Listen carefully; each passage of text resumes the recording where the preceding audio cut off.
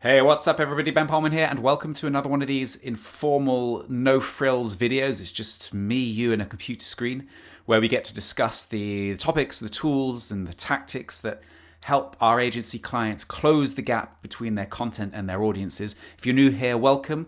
Go to producers.agency to get involved. And as always, this is a two-way conversation. I'd love to know about what you think and what your experiences are. So the title of this video today is How the Film Industry Works. So we're going to take a look at a 30,000 foot view of this big picture and consider how it applies to you and where you fit into it so that you can get an overview of the road ahead. So the business.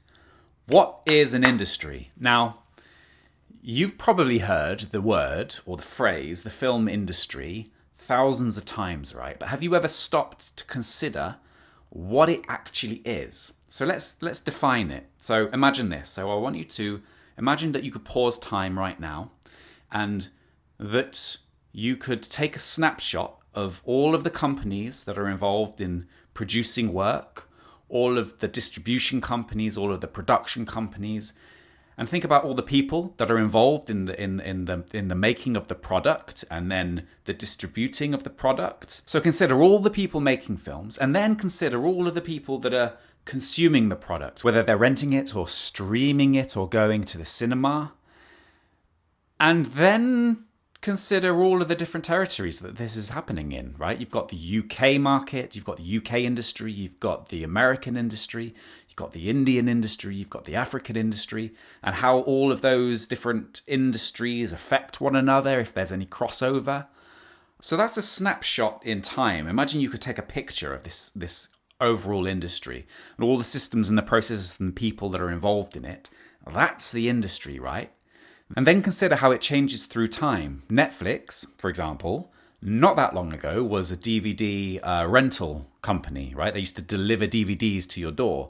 So you've got this snapshot of this industry, right? And film as a business exists within this industry. And a film is a product, right, that can be exploited throughout the world in a range of different media. So who are the key players in this snapshot, in this industry? And where do you and your company fit in? So let's have a look. This is an overview of the entire industry and all of the companies and the different systems and the processes that are involved in taking a product from the development all the way to the end consumer. So let's have a look at this. So in the development stage, you might have companies and peoples and processes that are involved in the concept, the idea, the writing, the development, the script editor. You've got your talent agents that exist in that area. You've got your producers, your directors. And then we move into financing and we have the producers, the production companies. We have the package, so the script, the director, the cast, the pre-sales, the sales estimates, the co-production, the co-finance, the package of a product before it gets moved into production, right? And you've got other areas of funding or other partnerships that bring funding with national subsidies, national broadcasters, finance, equity, bank, gap finance, tax financing, executive producers, associate co-producers, completion bonds, insurance. Each one of these pieces has complexity behind it, right? Imagine all the companies that are involved in just insurance.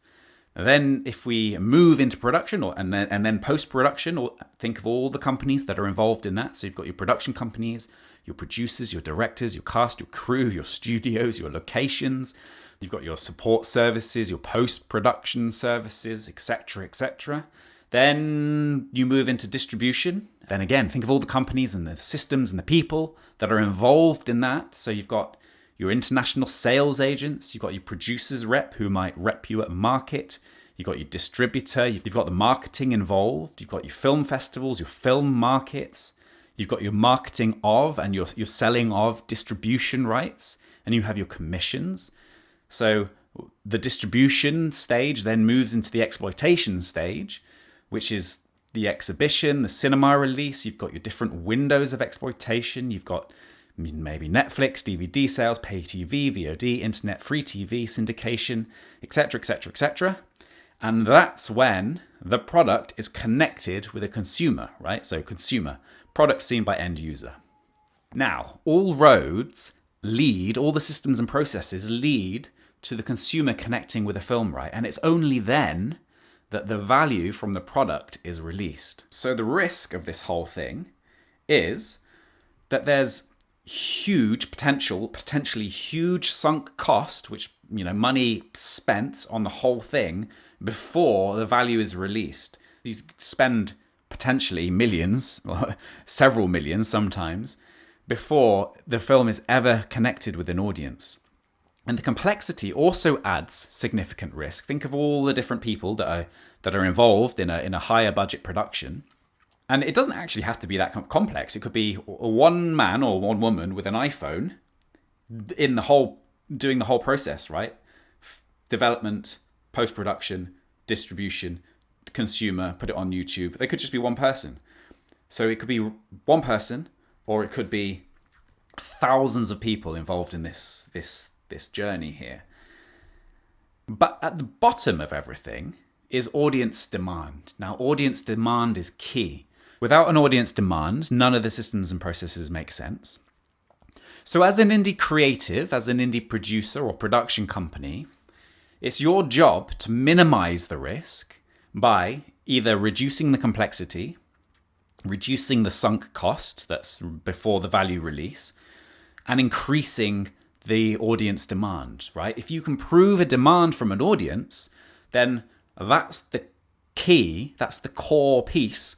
All of the other companies that are involved in the process, they want to see that audience demand, right? And if, as an indie producer or production company, if you can prove the audience demand ahead of time, then you're minimizing the risk, right? So the challenge for the indie producer is to think about and to consider up front, how can you increase audience demand? How can you prove audience demand? And how can you reduce the complexity, and how can you reduce the sunk cost involved in the manufacture of the product without compromising on the quality or the value of the thing that you're creating, right? Obviously, the producer's agency will help you with the last one. But I'd love to hear from you. How do you go about reducing complexity, reducing the cost, but increasing or keeping the value of your product? And how do you go about generating audience demand? So, love to hear from you. Let me know what you think. And thanks very much, everybody. And I'll see you in the next one very soon.